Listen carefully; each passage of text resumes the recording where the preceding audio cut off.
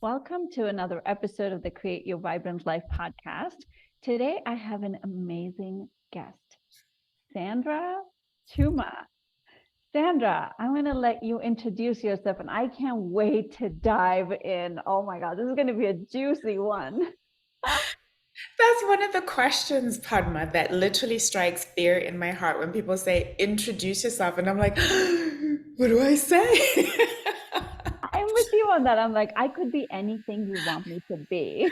I can be whoever you want me to be today. But I love to think of myself as a work in progress. I'm a girl who's out here trying to figure out this thing that we call life and going on different journeys in this journey that we call life. And some of the things that I love to talk about, and a lot of what I'm doing now is really in the coaching and mentoring space. And really, because for me, what I found is that I teach that which I most learn. So that's why I say I'm on the journey. I will always be on the journey. But I really love to talk about all things, especially about worthiness, about habits. Those are some of the things that I spend the most time talking about. But I love to talk about all things in helping other people and helping myself live my most extraordinary life. Well, I have to say, anybody who's listening, Sandra is being extremely humble. I refuse to take this answer, Sandra. No, I'm not kidding. You are very humble. You are extraordinary. The things you have shown is just phenomenal. The way you're an amazing storyteller and you're an amazing coach. For all of you who don't know, Sandra and I met through a program called Transformation Coaching Program. And in that, we're coaches right now together. And I get to watch Sandra's extraordinary skills every week. And so you're being very humble. No, it's so funny you say that. And I think this is the interesting thing about life is that we never see ourselves how other people see us. I think oftentimes, especially we tend to, and myself, I'm speaking for myself here, that I tend to see all the things that I'm not, or the things that I'm not good at, or the things that I'm not doing well versus what, you might see. And so thank you for saying that. And for me, I literally, I'm a member of the Padma fan club. If I'm probably applying to be president of the fan club. So I think what you see in me is what I see in you. Oh, I love that. Thank you. Thank you. Mutual Admiration Society. So, Sandra, like I know that that worthiness and self-love and habits, like these are some of your favorite things to talk about. What brought you to that arena? Oh my goodness. First and foremost, one of the biggest realizations that I've had on this journey of personal development is understanding that everything really comes down to how we see ourselves, what we believe to be true about ourselves, what we believe to be possible. And a huge part of that is self-worth, right? Our feelings of worthiness. And for me, it really started with my own journey, feeling like I was always chasing external to make me feel worthy, to make me feel like if I could just make this much money, or if I could just have this thing, or if I could just fit in this size of jeans, then I would feel good about myself. And it was really in that constant chasing that really led me to feel empty, right? It felt like nothing, no matter what I did, was filling that void. And it led me to ultimately looking into coaching and mentorship and different programs, which is how we met, and led me to the realization that worthiness really is an inside job, that there is no amount of anybody telling you how good you are, no amount of money, no amount of, anything that can make you feel worthy. And what I found as I started to step into helping other people or sharing with other people and then coaching other people is that foundationally, fundamentally is what so many people are struggling with. They think that it'll be the next thing that'll make them feel good about themselves, but it's really about worthiness. And so I decided that's what I wanted to talk about. Wow, it's like so profound because it's not external to you. Like it starts with within, and then that creates your external life. 100%.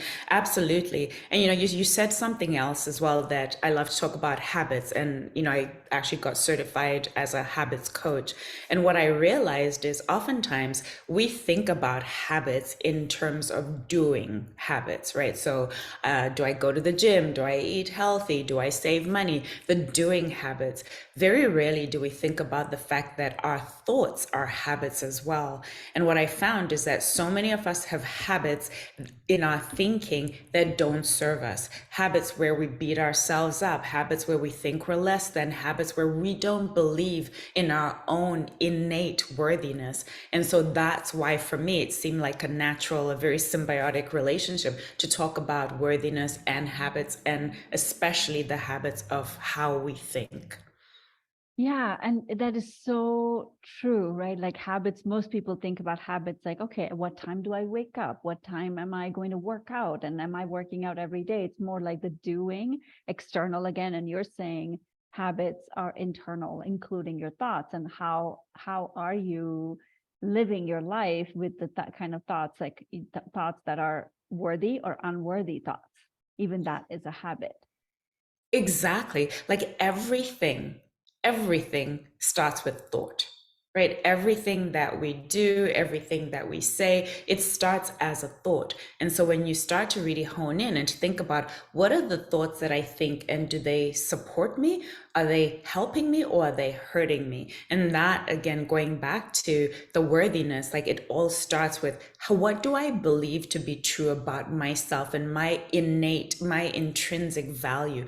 Do I believe that I'm worthy of love? Do I believe that I'm worthy of building a successful business? Do I believe that I'm all of the things? It starts with what do we believe? How do we think about what it is that we deserve, or what it is that we yeah, what are we worthy of? Yeah, it all starts with how we think. Yeah. Yeah. And like you also, one of the things I've seen about you, Sandra, is like you are an amazing storyteller. Through stories, you communicate, and through stories, you bring amazing transformation. How did you find that beautiful gift? It's so funny. Again, going back to how we see ourselves and how other people see us. I think for me, story has always been a part of who I am. I literally, because I guess to go back to growing up. So my grandmothers, my maternal grandmother and my paternal grandmother, neither one of my grandmothers ever went to school. So neither one of them could read or write. And so, how they taught me or how they shared with me, and even just as community within our community, within how I was brought up, was through story. That's how knowledge was passed on, through the power of story. So, I grew up literally from, when I was knee high to a grasshopper, being told stories. And so for me, that it just comes so naturally to tell story, because that's how I've always learned. And then I did actually, for a time, I thought that I wanted to tell stories professionally. I thought I wanted to be a reporter. I wanted to be in journalism. And so I actually went back to school when I was 40 years old and studied. I went to journalism school and I actually studied documentary filmmaking. I think also just as I stepped into more of coaching and personal development, what I realized is that stories resonate. Like if you think about all of us, we all understand the power of story. It's why you can watch a movie and your conscious mind and your analytical mind knows those are actors who are acting out a scene in front of a camera. But it's how we can be so moved, because story, even if we don't understand the language, moves all of us. And so I knew that intrinsically there was power in stories, also just from my own upbringing. But something else that I realized, and this is something that I realized more when I started to step into coaching and getting trained in that space, is how much of our life is story. We're always telling ourselves stories, right? We meet someone and we tell a story, whether it's to someone else or even within ourselves, about did the person like me? Did they not like me? Who are they? And what's their life? Like we always are telling story. And so I think that for all of us, we all are storytellers. We just don't realize it. I love it. And you grew up in Zimbabwe, right? I Or did, yes. So I'm Zimbabwean, proudly Zimbabwean, and as I said, my grandmothers are probably my greatest influence, other than my parents. My mom and dad were phenomenal raising me as well, but they were my greatest influence, and they, I grew up literally when I was young, raised in a mud hut with no running water, no electricity.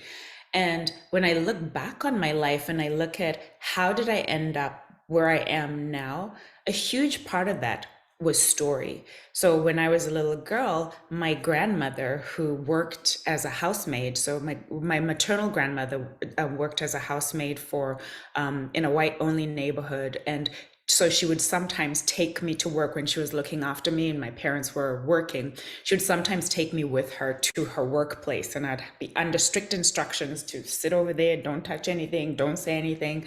But when we would go on the bus to this neighborhood, which was so different than where I was raised, like there were like houses with trees on the street and cars in the driveway, and the family she worked for had a swimming pool.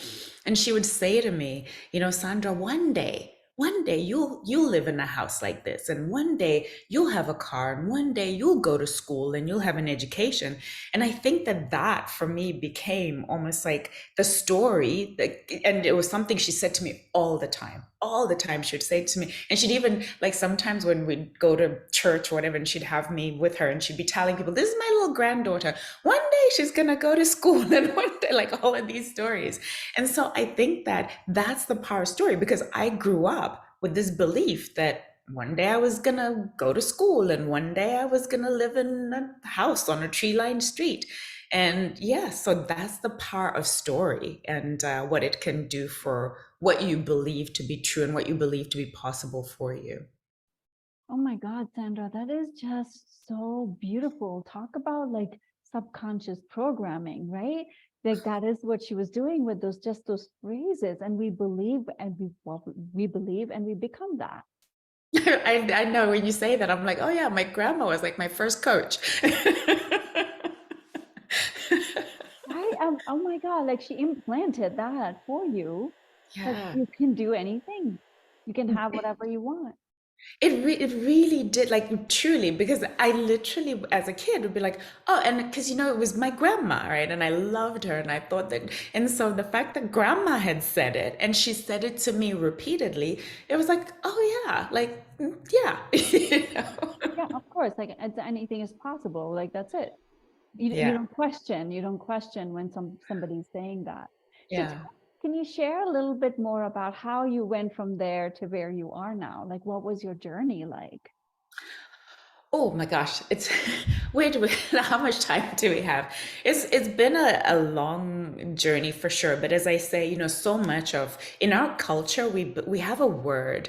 That word is Ubuntu. So it's UBUNTU. And what that really speaks to is it's a philosophy about I am because you are, and you are because I am. And it speaks to our shared humanity, our shared, the fact that when you hurt, I hurt. And so much of how I was raised was exactly with that philosophy in mind, was that as a village, even though we had so little, like everyone shared and everybody helped everybody. And that's exactly how, when you say, how did I end up getting where I am? It literally is so many people contributed to who I am, in terms of financial contribution, in terms of in terms of support, moral support, and all of that kind of stuff. So I grew up in Zimbabwe, as I said, and I was lucky to, have a father who believed so strongly that a girl child was as valuable as a boy child. So in our society, sometimes the boys are more valued. Oh, that's And the my same in father, Indian culture. So I really relate to that. Exactly. And so for me, I was blessed that my father believed that I deserved to be educated. I deserved to go to school. And so he really made sure that from literally when I was little, that I went to school, that I was supported. And even though they didn't have much, my parents worked so hard to put me through to school. Sometimes, schools they really couldn't afford, where they were borrowing and to just so I could go to school. And it was through that then that I was able to eventually graduate high school and then qualify to go to university in the United Kingdom. So that's where I did my undergraduate degree and then worked there for a while. And then I guess I was gonna say lucky, but I don't believe that it was lucky. I worked for it's not like I, took a back. I did work hard because I understood the sacrifices of all of the people who had poured into me.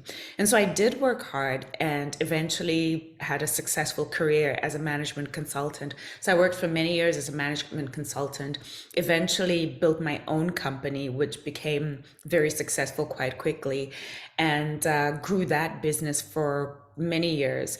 And but here was the thing, Padma, and this is something that I really want to emphasize to whoever's listening, whoever needs to hear this. We think that for me, because I'd come from nothing, I thought that I would be happy when I have this stuff. And especially for me growing up in a third world country, there's this, the dream of the first world, the dream of overseas, that's the big dream, as if somehow when you get there, all your problems melt away and life is magical over there.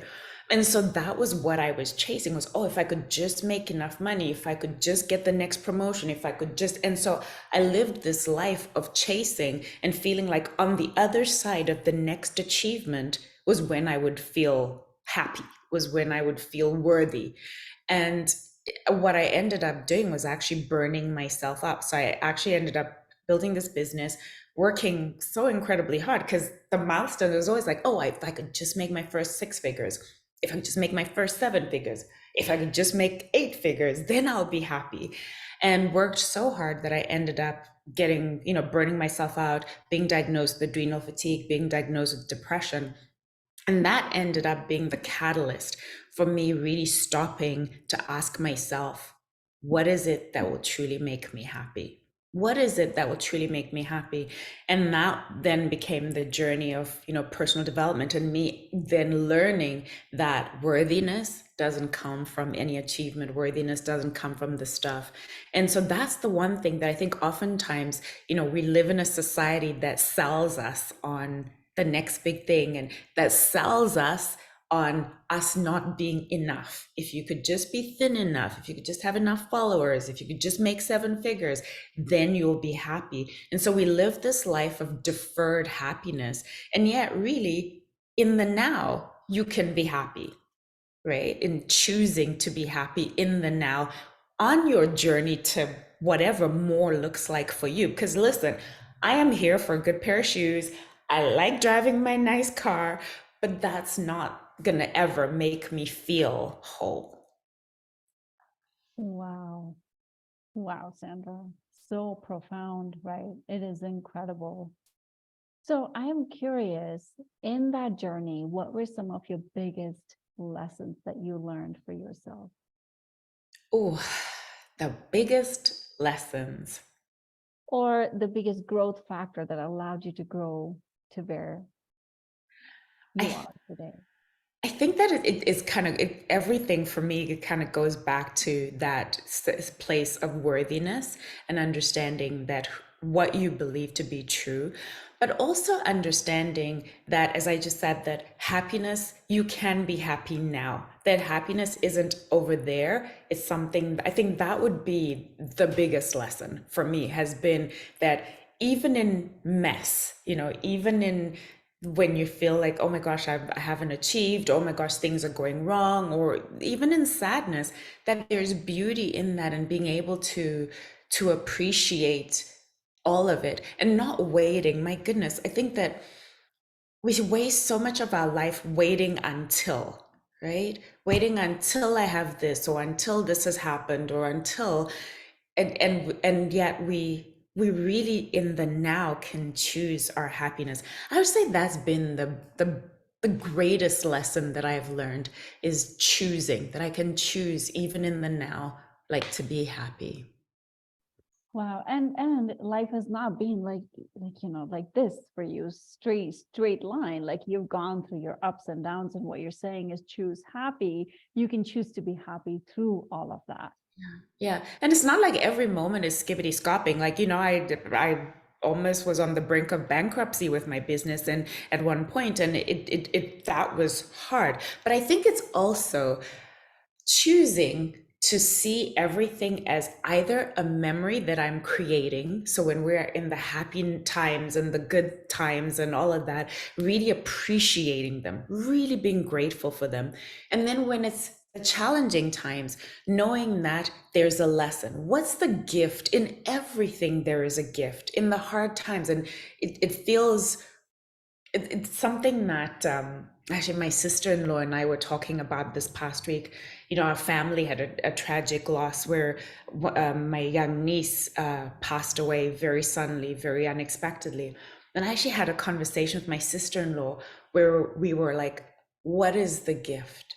How can we, even in the midst of the darkest storm, how can you look for what is, and sometimes there isn't a lesson, because how do you learn a lesson from, a tragic death?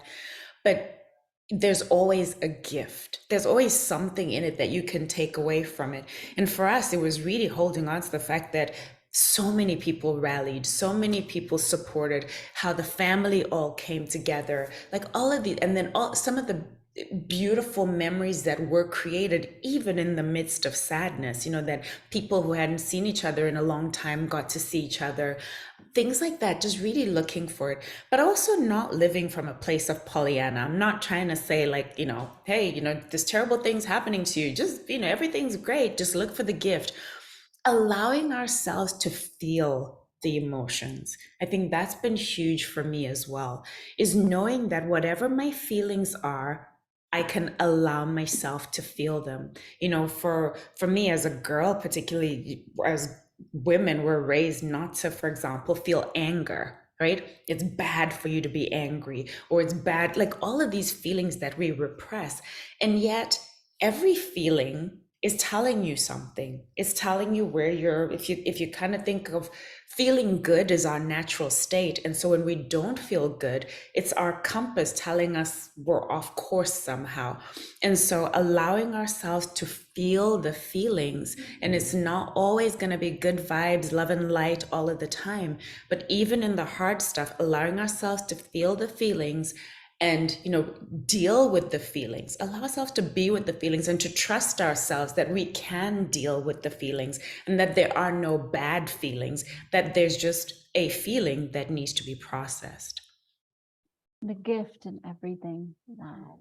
It is so that is the biggest blessing, right? Everything in life, there's a gift that you can take away from.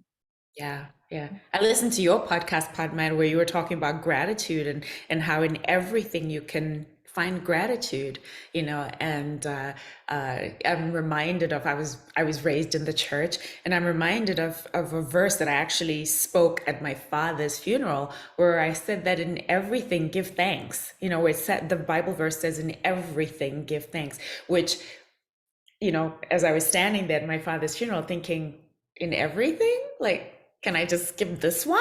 Like, but really, in everything, it's all about perspective. How do you choose to go through it? How do you choose to see it? What do you choose to take from it? Because you can choose to be stuck in the anger and the sorrow, or you can choose to say, okay, what's the lesson and what's the gift, and how do I move forward from this? So beautifully said.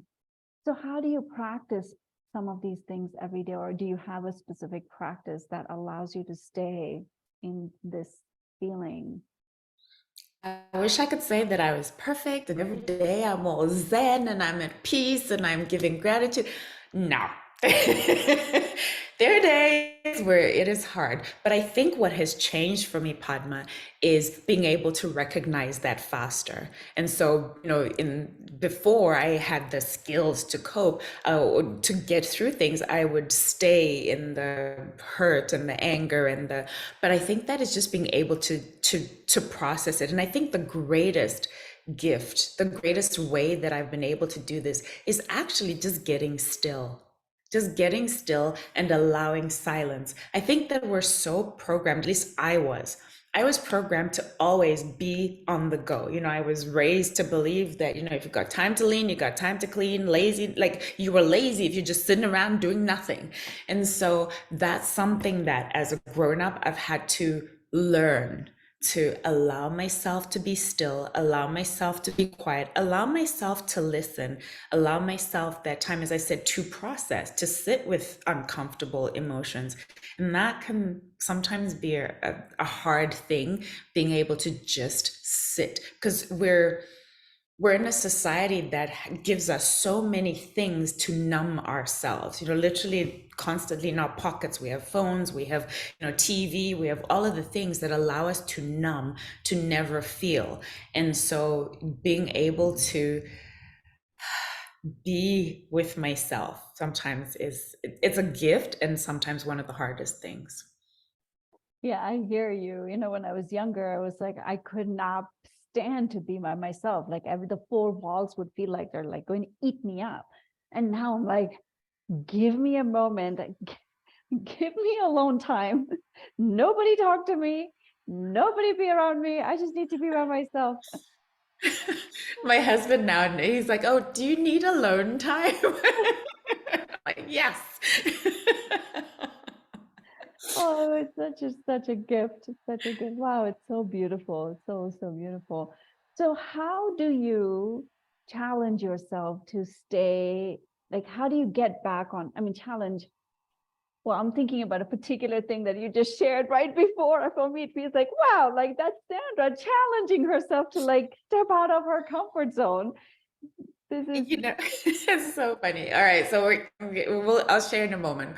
But as kind of background, for myself this year, every year at the beginning of the year, I choose a word, right?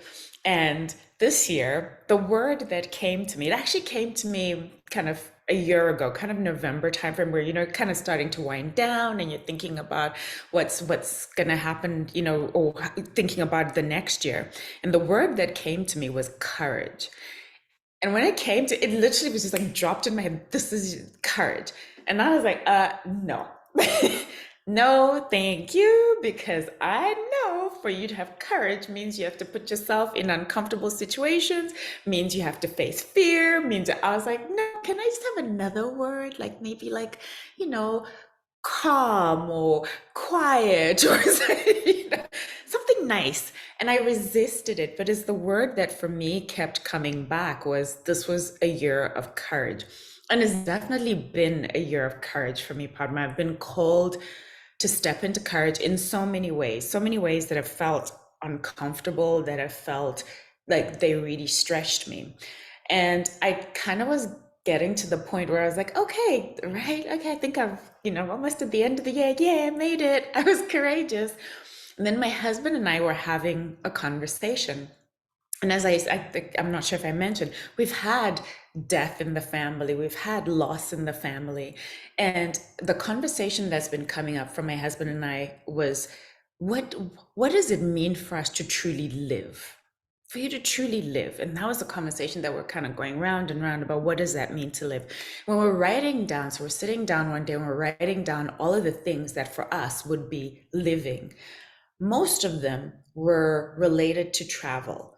For years I used to have the stuff goals, the I want my dream house and my dream car and blah blah. And now I've reached a point where it's like, yes, I can want more, but is it really gonna make me happy? And so when we're talking about it, it was more about experiences. And so my husband planted a seed and he was like, why don't we just travel? And I was like, yeah, we could do like a 3 week trip and then we come back, and then maybe we could do like a month somewhere and then we come back. And he was like, no, no, like, why don't we just like let go of stuff and travel, to go wherever with no agenda, just travel. And literally, I felt my body like constrict because coming from, the background that I did, where I grew up with nothing, I've somehow a lot been attached to stuff, right? And so that's why so many of my goals were stuff goals, right? Like I could just have more stuff. And so I'm very much someone who is like, this is my stuff and this is my stuff. And I like looking at all my stuff. And my husband's like, no, let's just let it go and let's travel. And I resisted for a while. But I think really this year, as I said, with so much loss and so many, and I lost my father very suddenly 3 years ago. And I remember being struck by standing at his casket and realizing as they were putting him into the ground, that literally like that all he's taking with him, that is the suit that he's wearing. That's it. This was his entire life, and he just gets to be put into the ground. And that I remember having that as like, wow, like all of the things, because I knew like how hard my dad had worked and all of the things that he was so proud of, and he left it all behind.